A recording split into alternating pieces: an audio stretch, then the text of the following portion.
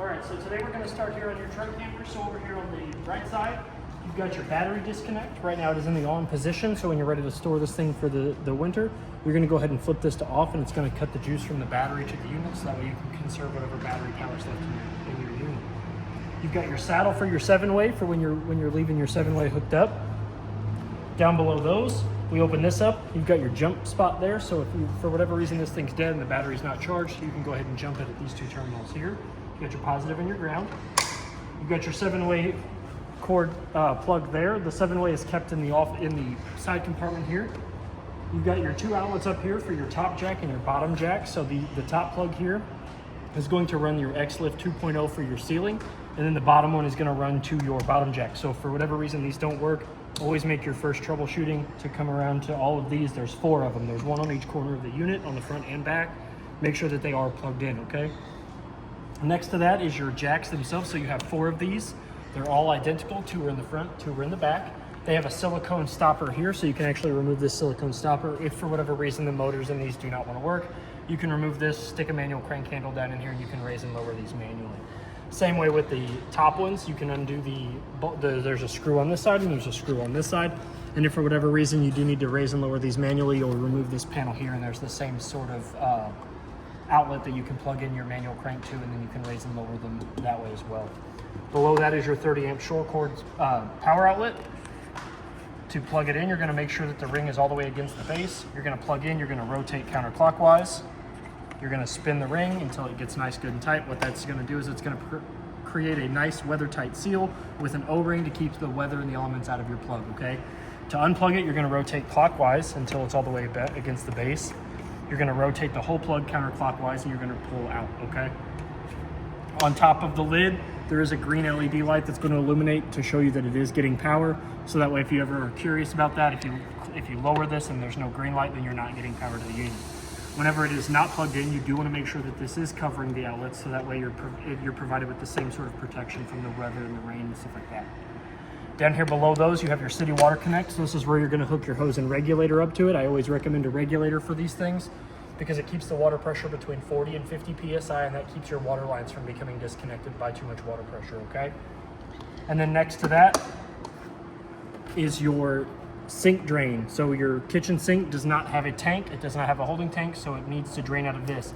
If you can see water was running out of that, that's because there was water left in the lines. This goes directly from the bottom of the sink out. So if your sink's filling up and you don't know why, always come and make sure that this isn't stopped up or the cap's not on it, okay? Because there is no tank for your sink water. It will stay open. I meant to say this when I went over the city connection. So if you plug your hose and regulator up to this, you turn your water on at the source, you will not have to use the water in your fresh tank, and you will not have to turn your water pump on. This pressurizes the lines with water using just the water by itself. On the outside of your unit, you do have a GFCI protected 110 outlet, as well as in this compartment here with your key. It'll be a purple headed key on your keychain. This is your outside shower. So you've got a hose here in your side compartment. This is where all of your hoses and your cords will stay. So you've got your outside sprayer, your 7-way, and your power cord can go in here as well. So you've got the male end of your sprayer hose. You're going to push back on the black ring. You're going to insert the male end. You're going to lock it into place. You're going to give it a gentle tug just to make sure it's locked into place. And then you have hot on the left and cold on the right. To get hot water out here, you do have to have your water heater on, okay?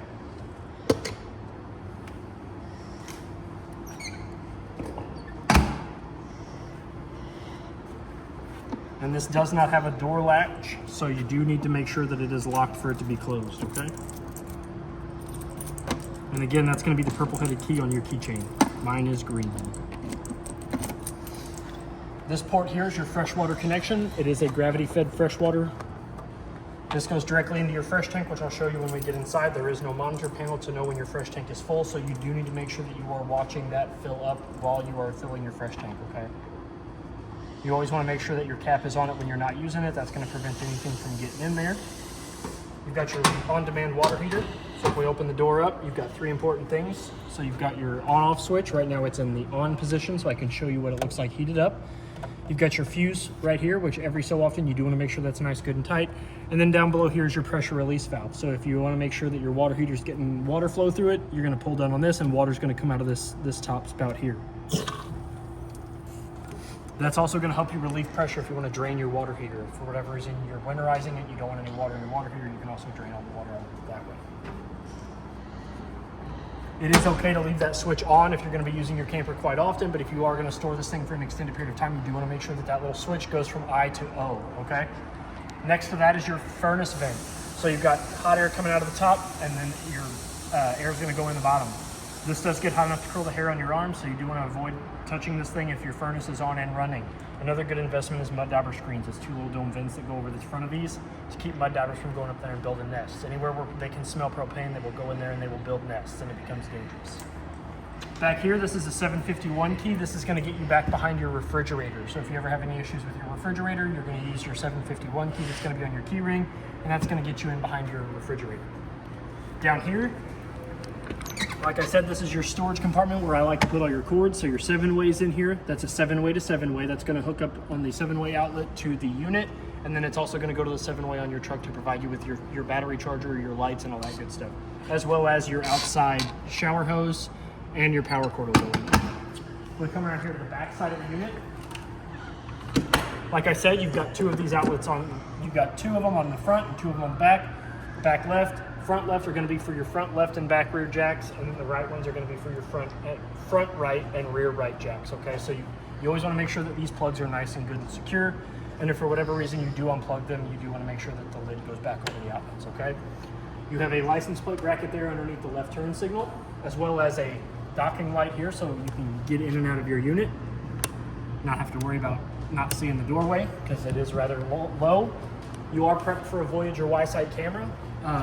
You're going to take this panel off here using these 4 screws. There's a wire behind there that you can plug the camera straight into, and then you can mount it straight to the unit, okay?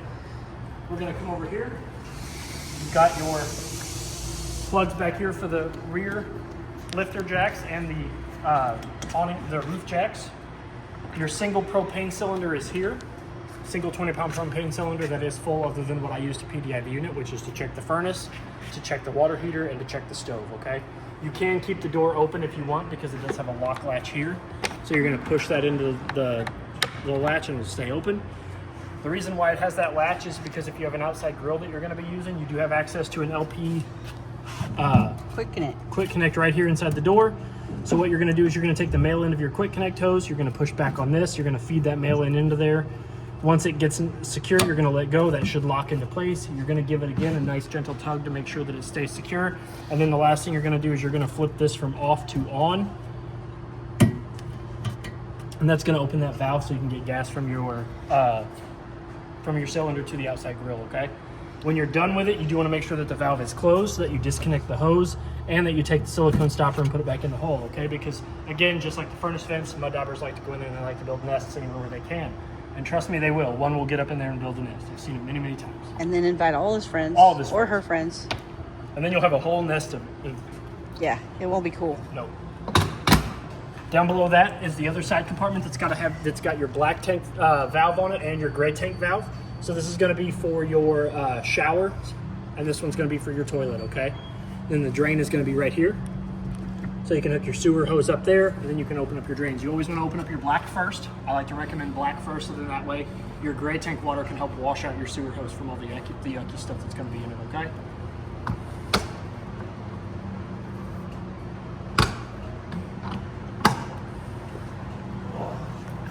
Last but not least, you do have an antenna here for your radio and stereo and your television, as well as your front and bottom, or your top and bottom rear front jacks for your roof and your feet jacks, okay?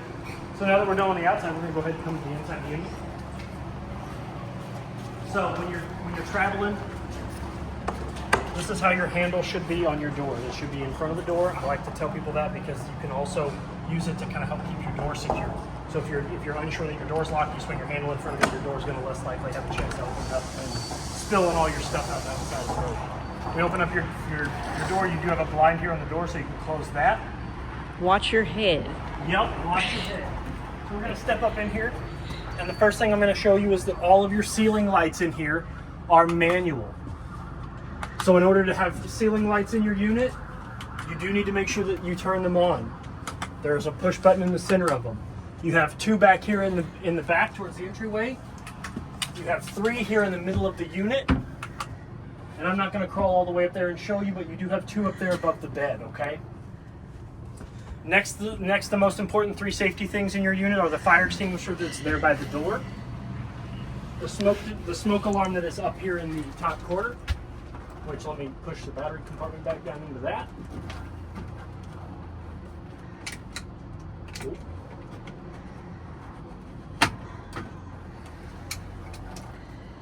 You always want to make sure that your smoke alarm is operational. What did I do to it? There we go. I was testing the furnace, so it was off. I didn't want to beep. And behind me, third, your LP and carbon monoxide detector. That is going to help you pick up any loose propane or gas, so if your burners are accidentally on. And I like to tell people, they say recommend testing them every 90 days. Every 3 months. I tell people use it test them every time you're going to be using your camper. You know, you're going to take this thing out for the weekend. When you're loading up, hit the test button, check your fire extinguisher. They're there to save your lives, and they will. Next, above your fire extinguisher, you have a little control panel there that's got a, it looks like it's got a coaxial outlet there next to it and a little button. What that button does is that will allow you to send signals from the remote to the jacks, okay?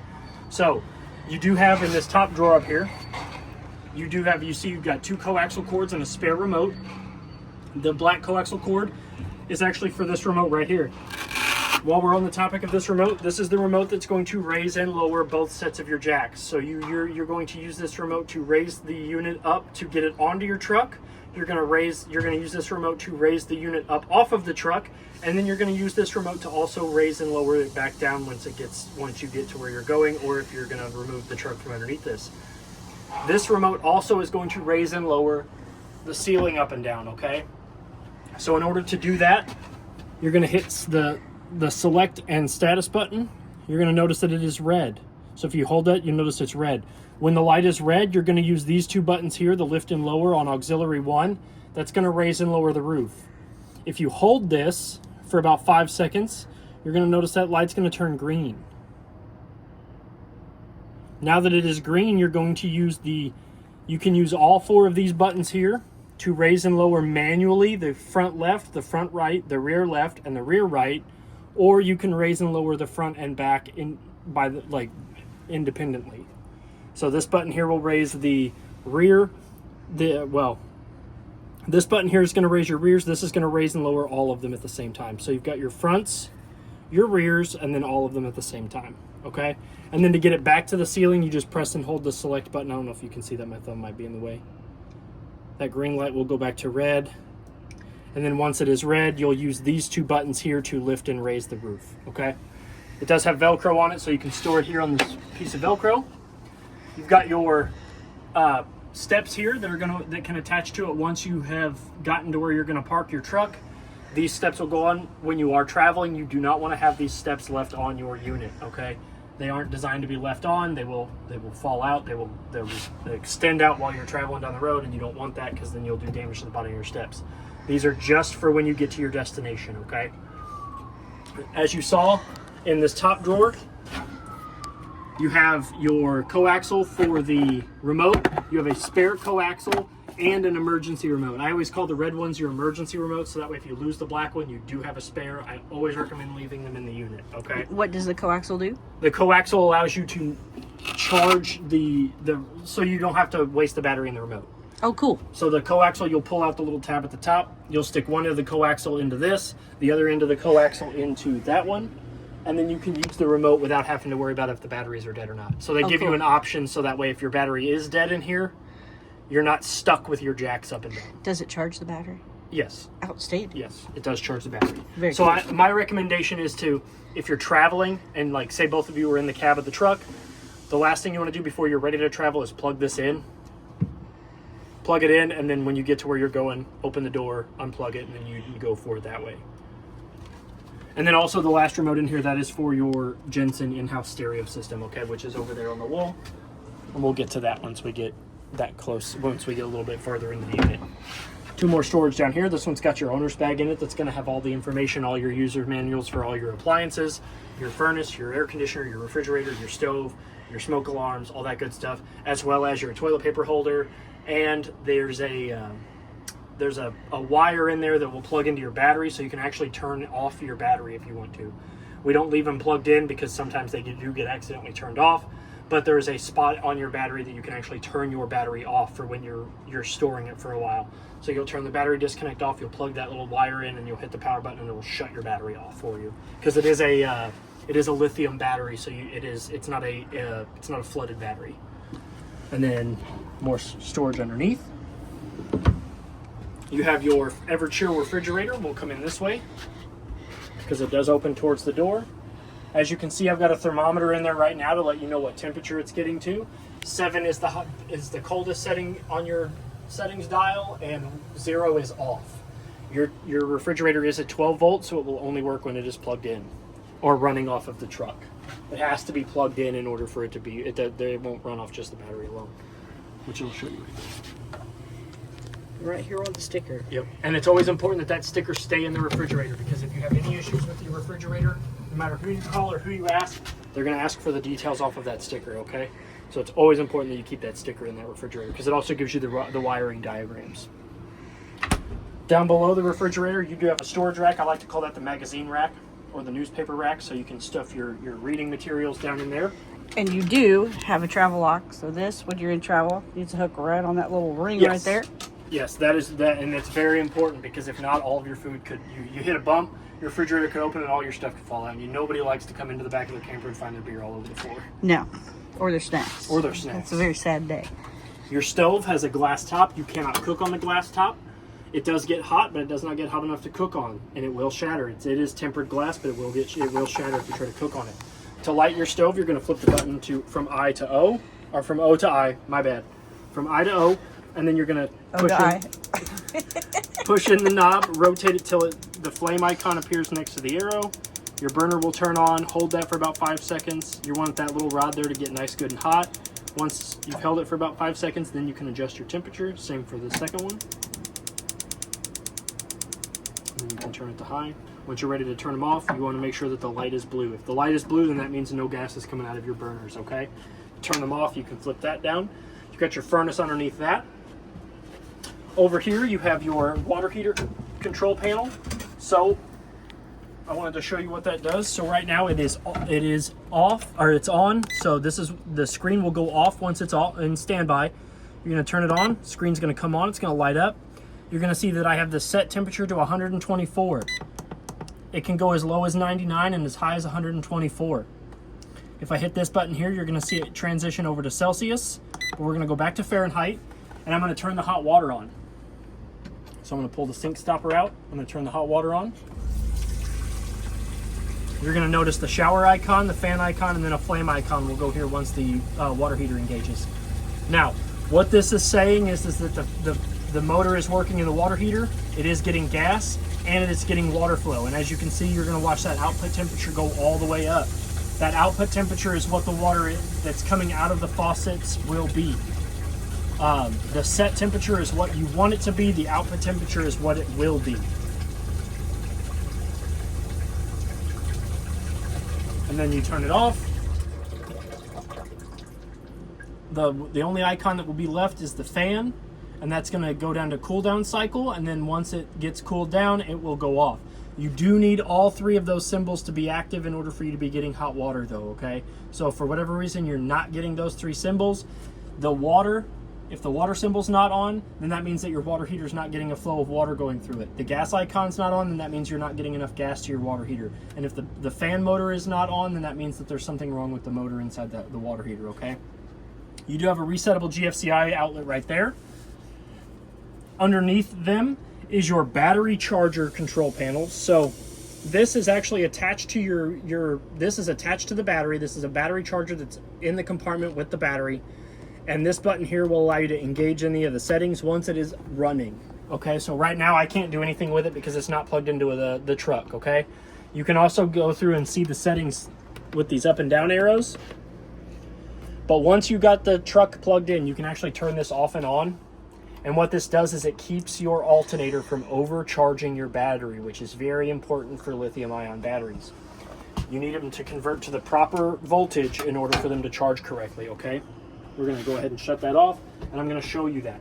We're gonna go over these. So you have two of these compartments here. You've got one underneath the kitchen sink and one underneath the shower down there by your feet, Patty. Those have your those are access to your P-traps. So you have one for the shower and the drain in the shower, and then you have one for your kitchen sink. You also have a drawer over here that opens up for your scrubbies or your brushes or anything like that. Now, what I wanted to show you about your fresh tank and your battery. So these two screws here will go underneath, will secure this panel here.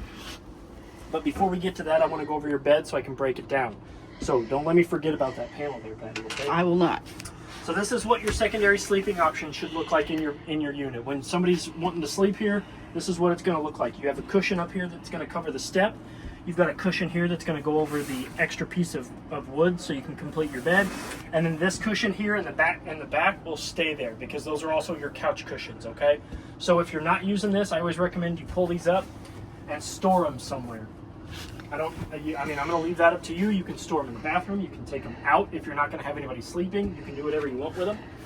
There's really, you can store them under the bed, but it's going to put a lump in the bed. So now once you have these out of the way, you're going to want to remove this. This is an extra piece of wood that completes the sleeping arrangement. So you're going to lift that up. As you can see, it's got rubber feet and a lip. The lip goes on this side of those two rubber stoppers, and the stopper goes on the opposite side. So it kind of sits, that rubber stopper kind of sits in this area here. This you can store underneath the bed. So you just lift the mattress up. And what I do is I tuck this kind of up underneath.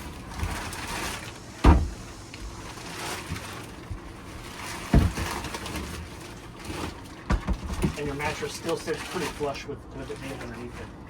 Now that we have the bed out of the way, you're going to first take your pole, silver foot down, goes into that hole down in there. So what you're going to do is you're going to make sure that it's got a couple threads sticking out. You're going to stick that foot down in there into that hole. You're going to push down on this button here, and you're going to rotate clockwise. That's going to trick that foot into staying stationary so it can lock into place.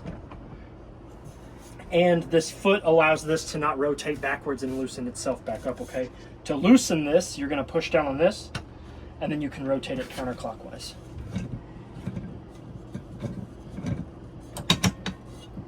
And see, I rotated the foot too much. So that's why you want a couple of those threads to stick out. Then you just stick the foot back down in there. Rotate it till it catches and gets nice, good, and secure. Locks it in place. Next, you're going to take your crossbar here. This side is the ends with the bigger circle on the end. That's what you're going to insert into the base of the table. Then you're going to take this rod here. You're going to apply tension. That's going to clamp down on that. And the same goes for your tabletop. You're going to lay your tabletop in the hole. It's going to sit nicely. Then you're going to tighten the tension rod, close it, and now you've got your table, and it can swivel. So you can, say you're sitting, you can have it sit like this.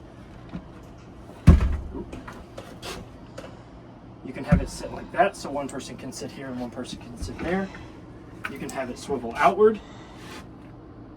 All kinds of different stuff, but I'm going to go ahead and swivel it out of the way for a second so I can show. Now, for travel, do you recommend removing the table or leaving it in? Recommend breaking it down. Okay.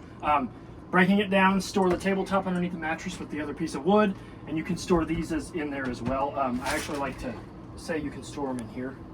Unless you've got stuff in there, then obviously you store them somewhere else. But now onto the fresh tank. Now that we have all of that out of the way, I can show you this and have room.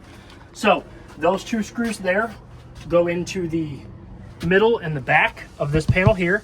But if you take those out and you remove them, which is you're going to want to do, so you take this panel off and out, you have access to your fresh tank.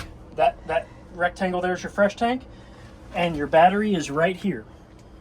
As you can see, there's your battery charger. There is a, they call it a communication wire outlet. Looks like a phone jack. That's what you're going to plug the wire to turn your battery off and on at.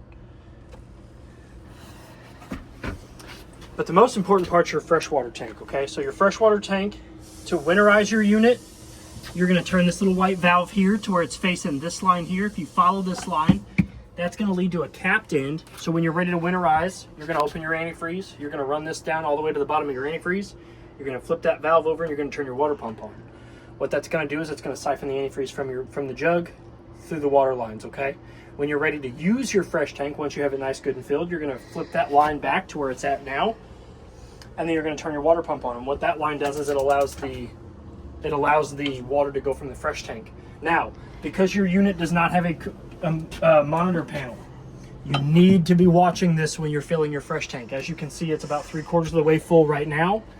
You do not want to ignore watching this when you're filling your fresh tank, because it will backfeed and it will start to spray out of your fresh tank fill station. But the other important thing is your drain. Down here where my hand's at, I don't know if you can see that, there's a little black valve here. My fingers are wrapped around it. Okay, yeah.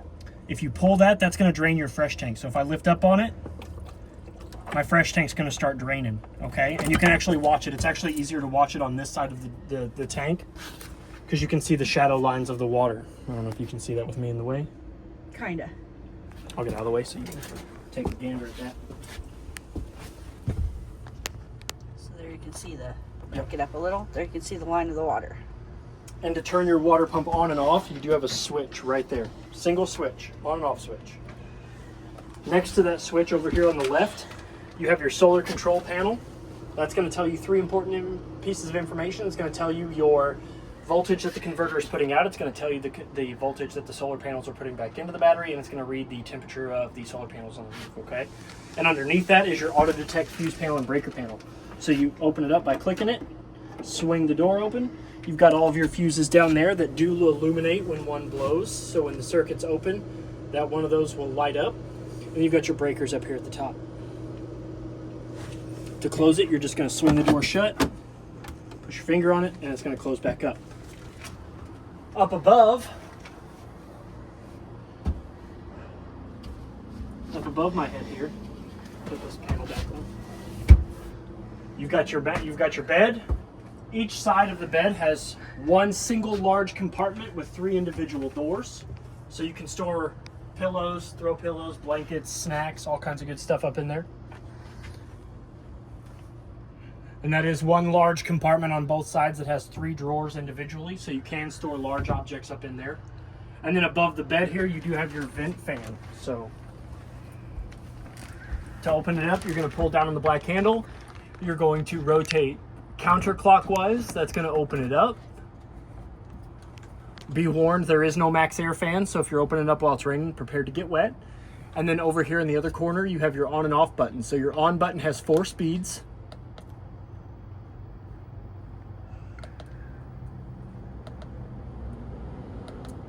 And then off. And then to close it, you're going to rotate the dial clockwise, which is going to lower the vent. Once you have it lowered, you can lock the vent by pushing up on the black handle.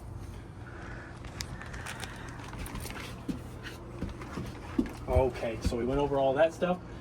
We're going to go over the bathroom next. So if we come over here to the bathroom, you'll notice that you do have a magnetized door to get into your wet bath. Your toilet is sitting there. It is a 2-portion valve toilet, so if you put your foot slightly down on the pedal, water's going to fill the bowl. And if you floor it, water's going to go into the black tank where it belongs. Now, because you do not have a monitor panel in your unit, I will recommend that you leave your gray tank open while you are showering, and you dump your black tank every day. Because you're not going to have a way to tell how full your black tank is and how full your gray tank is. So just, if you're going to use your shower or whatever, hook a hose up, run it to the proper dump station, and at least dump your black tank once a day, okay? Speaking of showers, you've got hot here on the left, cold on the right. Those are going to travel down all the way up into this shower here.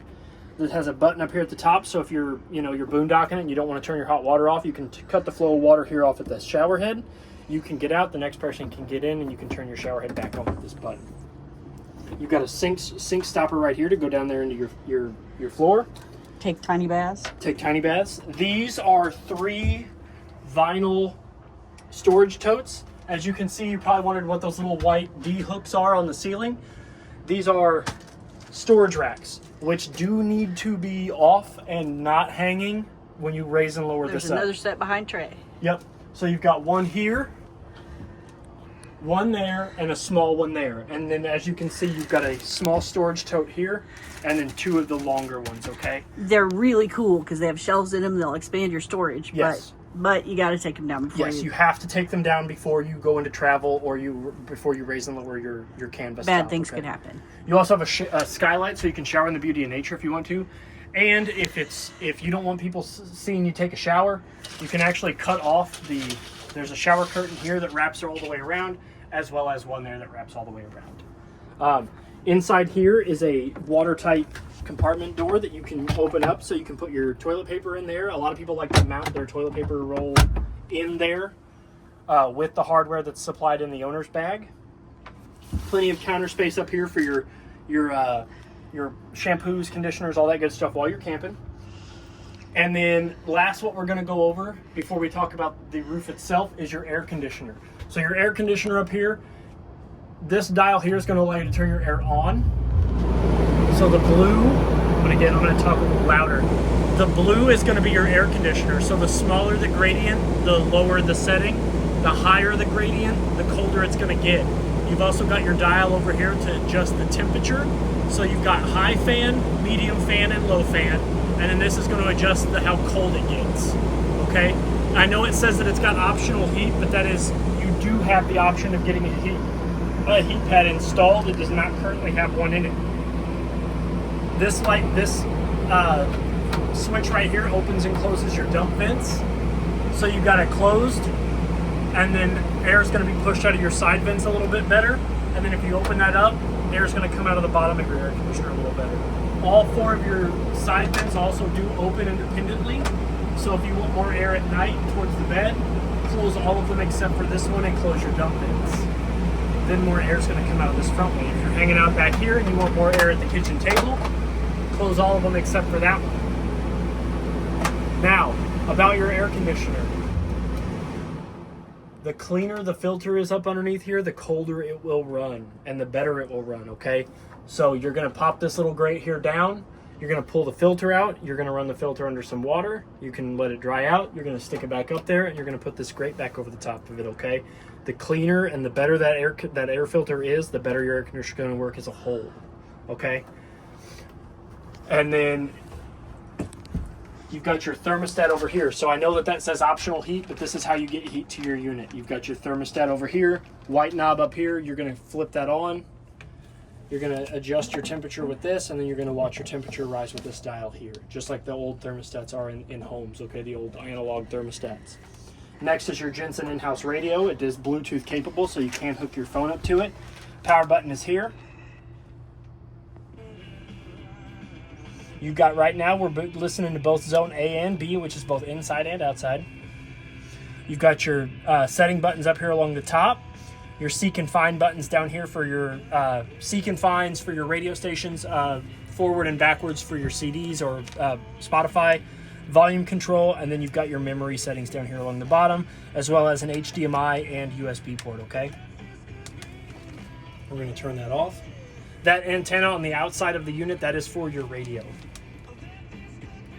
To stand by, you're going to hold the power button again.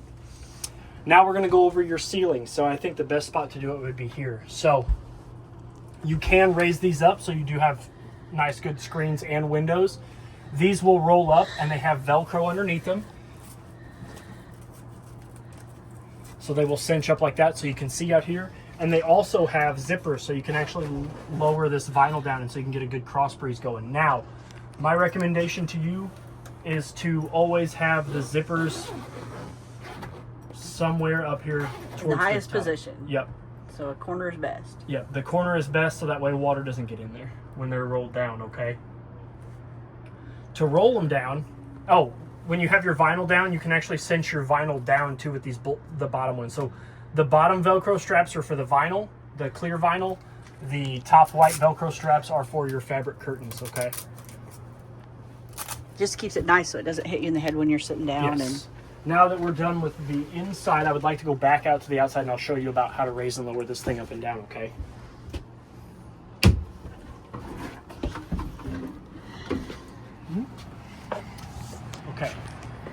So when we're raising and lowering our top of our unit, okay, you're gonna use the lower button on the top left. Oh, I need to turn it on first. So in order to use your remote, you do need to make sure that the green light here on the control panel is on. And then we're gonna hit lower. And I'm not gonna lower it all the way down, but I'll show you. You're gonna notice that your jacks are coming down, right? So when you're lowering it down, you do wanna make sure that you don't have to unvelcro it all the way up, but you can. But you do wanna make sure that all of your Velcro, or all of your membrane up here is tucked in.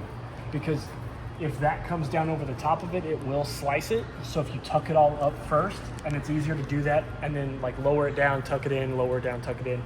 But you can fold it up, and then once you lower it down, you want all of this to be inside of the ceiling, okay? And a quick pro tip, if you turn your fan on and make sure everything's closed, all of your windows and everything, and shut this door, it'll create a vacuum so that you tuck it in all the way around, and then it sucks it in, so you don't have to do as much work. Yes. Yes, and then once you have it up all the way, when you get to where you're going, kind of tug and then line up the Velcro and make sure that it is nice, good, and secure all the way at the top. And pretty. And then the last thing... You want it to be pretty, Trey. We want it to be pretty. And then the last thing is once you're ready for travel and you have your ceiling down and you have all of your vinyl tucked in to the inside, you've got latches up here at the top. When these come down, you're gonna take your hook, you're gonna open it up, you're gonna latch onto that hook, you're gonna lift up. That's gonna lock those into place with that little hole there poking out of this slit here on all four sides. So you've got four of them. You've got two on this side and two on the other. And then what you're gonna do is you're gonna take this locking pin, stick it through that hole, and you're gonna lock that into place. And that's gonna keep your ceiling from... What is called a doodad. A doodad. And a thingamajig. A doodad and a thingamajig. Who's a what's it? There we go. Who's a what's it? But just be careful because these will snap on your fingers too. I don't like to close those because I had one snap on my finger. So, and they hurt. It's like a mouse trap. But these are for locking your ceiling down. So that way when you're traveling, you're not worried about it popping up or popping down with this or whatever while you're traveling down the road, okay? And then you don't have to worry about turning your remote off. It automatically goes off. And then if you want to turn off your panel, you click down on the little button, and then you can just stick your remote back up there on the Velcro pad. And then just remember to hop up in there and turn your fan off if you turned it on. If you turn them off, and then make sure all your lights are turned off too, and then you're good to go. If you have any other questions about your camper, please feel free to reach out to me here at Parkland RV. My name is Trey. Happy camping and good luck. Thank you.